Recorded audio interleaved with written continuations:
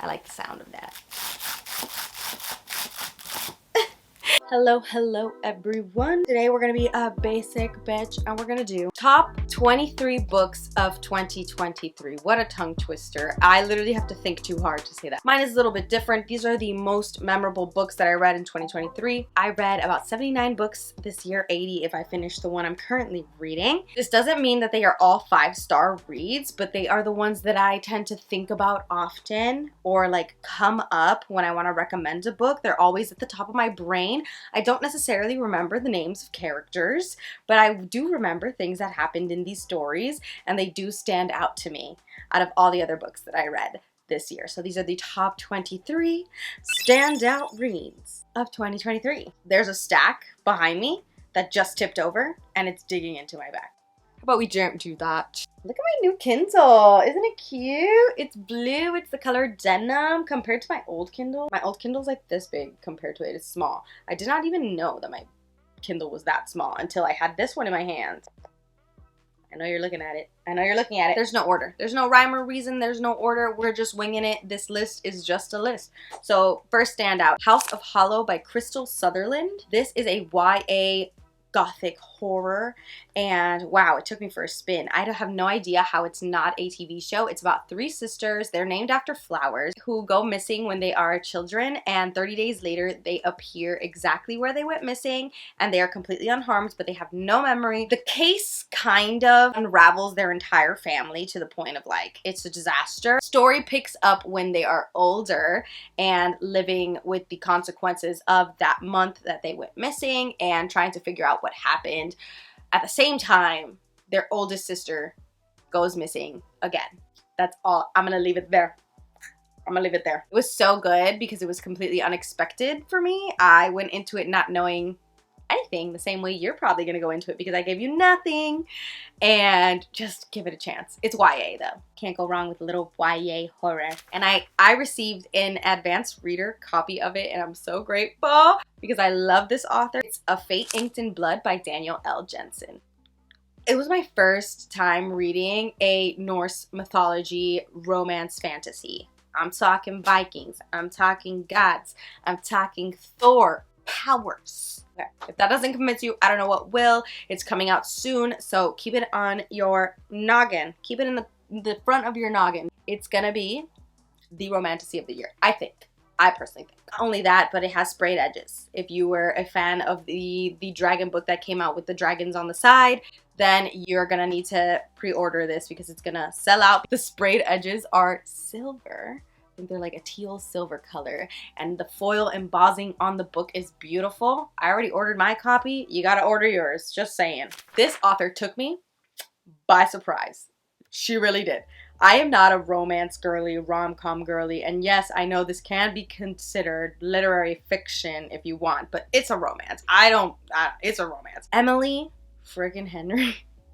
Emily Henry, what are you putting in your books? Look at my tabbies. You see that? Charlie Lost Straw. He did it again. And I just ordered Beach Read and People We Meet on Vacation because I need to now read Emily Henry's entire backlog because clearly she is for me. Although Book Lovers is on my list, the one that stood out to me at the top, Funny Story by Emily Henry. And I received an advanced reader copy of this as well. Mark it on your calendars. You're gonna need it. Emily Henry did it again. And I think she did it even better. The tension in this book, I went into it not knowing anything at all.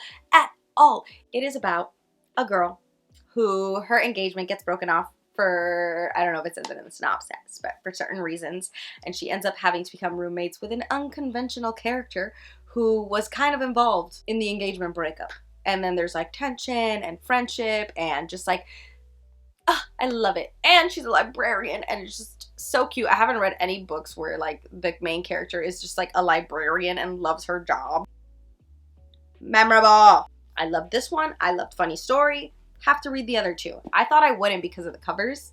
Personally, this is like, does not scream Jenny. So, wow, I'm shook. But read this one while you're waiting and the other ones, and then Funny Story comes out soon. This is a beautiful special edition of this book. It's not what it usually looks like, but this is like the Illumicrate version. This is The Sun and the Void by Gabriela Romero La Cruz, and this is a South American inspired high fantasy with a sapphic romance in it, but the romance is like the subplot, like not even barely a whisper of it. It is so interesting. I had so much fun reading this. The fae in this have antlers and certain powers and stuff. I feel like it got a lot of hate because a book talker who didn't even read the book reviewed it. You know, every now and then somebody reviews a book and gives it a lot of negatives. They have a lot of negative stuff to say about a book they didn't even read.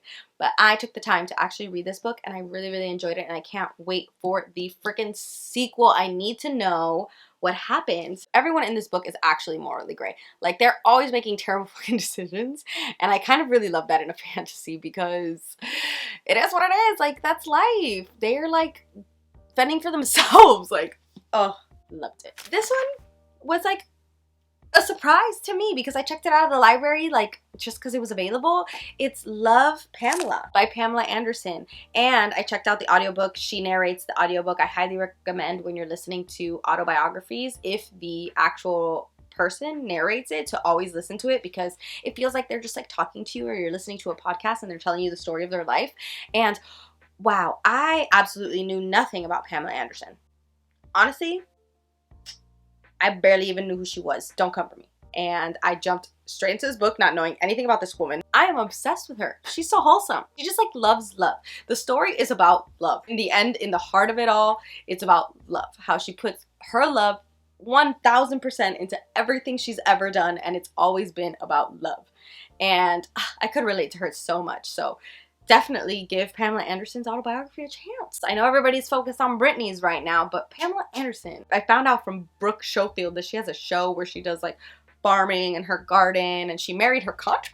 Like, what is this? I need to watch that show. To a more gruesome graphic novel, we have The Spirit Bares Its Teeth by Andrew Joseph White. Horror. I would call it a horror. It's supposed to be YA, but it's a little gruesome, so I don't know if I would consider it YA. There are parts in this book that made me literally gag. Trans boy who gets put into a reform school of a sort, and everything that he goes through in there, and uncovering secrets that the school has been keeping. I don't want to give too much away because it's really crazy. It's like a crazy story, and I 100% recommend listening to the audiobook. Wow, that audiobook was amazing. I read along while listening to the audiobook, and it was just, basically, he can talk to ghosts. He can rip, not time, but like a portal open and see the ghosts around him, and finds out that there's ghosts haunting this school who have been unalived in said school by possibly the people who are supposed to take care of them. Not only that, but this story touches on so many topics on like transness and female rage, female hysteria. As always, check content warnings. There are parts that were very, very graphic, to the point where like I could not sleep. I was like, I'm sorry, what? What just happened? Cannot sleep now. I cannot sleep now. Another horrifying novel, Yellowface by R.F. Kuang. If you haven't heard of this book, it is so freaking crazy. It needs to win multiple millions of awards, okay? I don't care. R.F. Kuang, what a story. I read it in one sitting. One sitting. This author impersonates another author of color and steals her work, and it's like her getting away with it the entire time. When I tell you, I was like, that's literally how I felt about this book. And then it was over and I was like, wow, that was scary. The Book of Azreel by Amber Nicole. I have my floppy copy right here. Look how floppy it is. Very like high fantasy-esque. The romance is obviously part of the story, and there's a lot of wholesome parts in here, but it's basically between a dragon shapeshifter vigilante baddie. She is, honestly, I would not even call her morally gray. She is evil. She's on the evil side. We have a villainess and a wholesome golden retriever god. They have to work together to uncover some stuff. If you like Crescent City, actually, I feel like it gave Crescent City vibes, but way more adult. It was like Crescent City meets The Boys. I don't know. I always have weird like comparisons, but to me it was like Crescent City meets The Boys. I did highlight some stuff. This was my first time actually like writing in a book. It was crazy. The second book is already out as well. I haven't read it yet, but I have it on my Kindle, and I'm ready to know what happens with these two, because Diana loses her shit at the end of this book. So I need some full dragon baddie vibes. The Invisible Life of Addie LaRue by V.E. Schwab. This was like 2020 book of the year. I don't know. I heard about it in 2020. I have this special edition copy from Barnes & Noble. It's very beautiful. And I didn't read it until the beginning of 2023. And wow, I see why people love this book so much. I feel like it was a love letter to New York City. Every single chapter made me want to be in New York City and see things through Addie's eyes. But this is about a girl who is cursed to live forever and no one remembers her. So if you meet her at a coffee shop and she walks out, you automatically forget who she was, that you even saw her that day. So she's been living forever, since like the 1700s. And it tells you, like, it jumps back and forth from present time and the past and how this curse happened and all that stuff. So good. Give it a chance. It is a very slow read. It did take me a whole month to read this, which to me, that's like very, very slow. I would read it little by little, but like, oh my gosh, it was so worth it. I was savoring every single word, every quote, every detail. I loved it so much. I actually want a tattoo from this book. That's how much I loved it. Like, I didn't think I would. I did not think I would love it this much, and I do. So the people are not wrong. This book is so worth it. Everybody talks about it. It is slow, but it is beautiful, and I need to reread immediately. Another beautiful edition, we have Emily Wilde's Encyclopedia of Fairies. As you can tell, I have beautiful editions, like special editions of some of these books, a lot of these books, because I like them so much and they stand out to me. I'm not going to get like special editions of books that I don't really like, you know. Emily Wilde's Encyclopedia of Fairies by Heather Fawcett. This is, I can only tell you, like, categorize it as a cozy fantasy. It's about Emily Wilde and her study of the Fae. I would compare it to a grad school program. Wendell, he is like super charming. I almost gave you a spoiler. And I'm gonna beat myself up, but it's a cozy, heartfelt, warm fantasy. And basically she's like trying to study the Fae, and Wendell just keeps kind of getting in the way. Her grad school program, like, colleague, he just keeps getting in the fucking way. And she's like, bruh, leave me alone. But it gets really cute and just wholesome. And I love it. In similar fashion, actually, is Divine Rivals. Divine Rivals by Rebecca Ross is in a similar fashion. These two, I think it's Iris and Roman, work together on a newspaper, and they're rivals, like not academic, work rivals, and they're always competing to like who writes the better article and whatever. Iris goes home to her little typewriter and finds out that her typewriter is actually magical. I hold back a lot because I'm so scared of spoiling things. Like, I love spoilers, so I don't mind when people say too much, but I know that some people care, so I'm like stopping myself. So can't say too much, but it is really good. It obviously, you see it everywhere. Everyone talks about Divine Rivals, and the second book just actually came out today while I'm filming this, so that is fun. Another beautiful special edition. This is A Dowry of Blood by S.T. Gibson. This is in the perspective of Constanza, Dracula's bride, and she is writing letters to Dracula. Basically, their whole story up until she unalives him, and like why. So like you're watching this whole story unravel, and essentially this is a beautifully written story about a abusive relationship. Yes, he's Dracula, of course. What are you waiting for? It's letters. It's in the form of letters. Like, you can read it so fast. What are you waiting for? Do it right now. Do it right now. No regrets. And she's coming out with another book, which I'm really excited for because I think she's one of my favorite authors now. Okay, so this series took me for a loop, took over like a good chunk of my life. Caraval by Stephanie Garber. I have talked about this series before. Okay. Well then, it's Caraval Legendary and Finale. It is about, I honestly can't even tell you what it's about. That's the point of the story. Just go into it blind. It is a YA fantasy. Less dragons and magic and more like fairy tales, carnivals, and illusions. Lies, deception, card tricks. You like the movie The Prestige? Like, how did that magic trick happen? Everything you think you know, you don't. That's the point of Caraval. I can give you a little bit. It's about a game that comes around once a year or something like that, and you get invited to Caraval. It's a game put on by this man named Legend. Nobody knows what he looks like. Nobody has seen him. But if you get a letter from Legend inviting you to Caraval, you cannot not go. And so our main girly bestie, Scarlett, ends up getting a letter, and her sister set out to go on this adventurous Caraval game. But it's not what they fucking think. Shit gets crazy because obviously there's 3 books.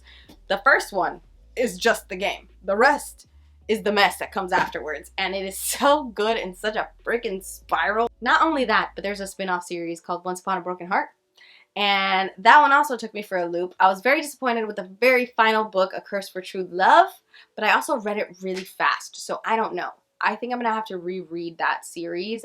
Caraval, 10 out of 10. All 3 books, 5 stars.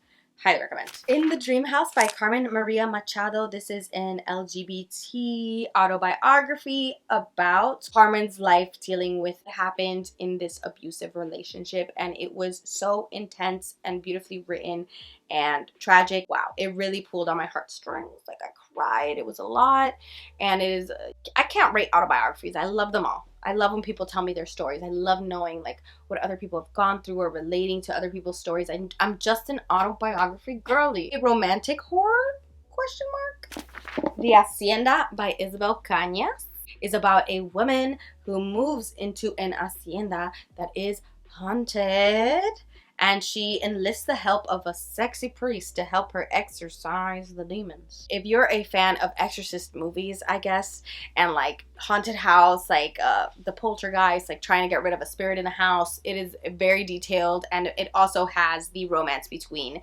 the woman and the priest. It's very good, and it doesn't end the way that you think it's gonna end, which is crazy. It was crazy. Still Beating by Jennifer Hartman. This is the one dark romance that I have on this list because this dark romance, like, I think about it often. It is very intense. Check content warnings, but it's basically, it's about a couple who gets taken by a serial killer and them surviving in captivity. Check your content warnings. Take this one very seriously. It is very graphic. It's very intense. It's very dark.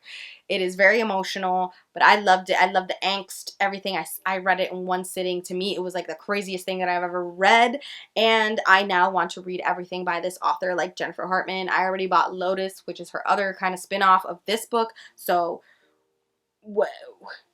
Whoa. Just whoa. That's all I can say. On a lighter note, Love Theoretically by Allie Hazelwood. It's like a little bit of a fake dating kind of romance, but not really. She's the main character gets paid to fake date people and like be the good girlfriend that the guy brings home, and then she ends up going on several of these for the same client and falls for the guy's brother when she's supposed to be the fake girlfriend. The tension, crazy. Obviously, Allie Hazelwood writes very intelligent, strong female characters that are very work focused and very work driven, but the way that this man just knows her, he just sees right through her and he knows who she is, sees her to her core. I loved him. I think it's Allie's best book so far. Best one, hands down. Belladonna by Adeline Grace. This is another YA gothic. Signa has also been cursed to live forever. Maybe that is a trope that I like. She cannot die. Like, she cannot. She's tried everything. She's poisoned herself and she just cannot die. But when she poisons herself long enough, she can kind of speak to the spirits around her because she's like in this limbo. Death is like a being in this book, and he's fascinated by her because like, what the heck? Why can't she die? So he's like watching her, and he doesn't make himself known until one time she like takes it a little bit too far to get his attention because she knows she's not alone out there in the ether, and she gets his attention. And so it's like her story living with this new family and all the ghosts figuratively and actually that are in this family. Her relationship with death and solving mysteries. A murder? I haven't read the second one, which is called Foxglove. I should have read it in October, but I haven't. The next 4 are actually series that took me by storm. I know I already talked about Caraval, which I didn't coordinate correctly, but Let's go for the series. We have a manga series called Villains Are Destined to Die. There's 4 volumes out right now, but this is about a girl who gets stuck in a dating simulation game, but instead of being the main character in the dating simulation game, she gets stuck as the villain, as the woman who is constantly trying to ruin the relationships of whoever's playing the game. So literally, she gets stuck as the villain, and if she doesn't get out of the game, like out of the game, she knows that the villain dies at the end. She's like, how am I gonna get out of this? The solution? Make one of the male main characters fall in love with me. That's the solution. So it is so fun. It is so fun. I only physically have 2 volumes, but wow, it is so fun. And I think the 5th volume just came out actually in December. Read these. They're quick, easy, and I don't usually read manga that's colored, but it has colors. That's so pretty that it's colored. Like, I believe it's a Korean manga. That art. Oh, stunning, stunning. More graphic novels. I read all 4 volumes of Heartstopper, and the 5th volume just came out. If you haven't read Heartstopper, it is a heartwarming story about teenagers in high school dealing with sexuality and relationships, and it's super fucking cute. Like, I just want to take a bite into it. It feels like a warm hug. It's so adorable. And there's a show on Netflix, so you can read the graphic novel and then watch the show. That's what I did. That's what I did. This definitely consumed my year, because it took me the whole year to read it. Throne of Glass by Sarah J. Maas. Insanely large, insanely long. Took me and my friends a whole year to buddy read it. We had a buddy read going for an entire year. And it is finally over, and I'm like kind of sad about it. I'm kind of sad. I kind of miss Rowan. I kind of miss Lysandra. I miss all the characters. These characters are so lovable, and I see why. I see why the Throne of Glass girlies exist. Okay? Because the ACOTAR girlies, I got it, but I didn't really get it. Like, it's not that big of a wow, like, oh my gosh, series. You know what I mean? But the Throne of Glass girlies, I get it. I get it. That goes into my final thing, which is Crescent City. Look at this beautiful edition. I read Crescent City for the first time last year. I reread it in the month of December. Actually, I listened to the audiobooks of both Crescent City books because the 3rd book is coming out in January, and I was preparing for that. Again, 5 stars. This is my whole world, my whole life. This is my favorite series. Oh, I'm holding it backwards and none of you told me. This is my absolute favorite series. I guess it's my absolute favorite adult fantasy series. I don't know. It just has a warm place in my heart. I love it so much. Like, and the amount of editions that I have of these books, like, embarrassing. Embarrassing. And I can't be stopped. I'm not stopping. I need the Italian versions. Look at that. Look at it. Plus the audiobooks, plus the ebooks, plus the paperbacks, plus the UK paper. Don't even. Okay, those are my 23 standout books of 2023. I know it wasn't actually 23 of them because some of them were series and I put them as a whole. So don't, you know what, come for me for that. Say it in the comments. Tell me that I cheated because it'll help with my engagement. I love you. Bye.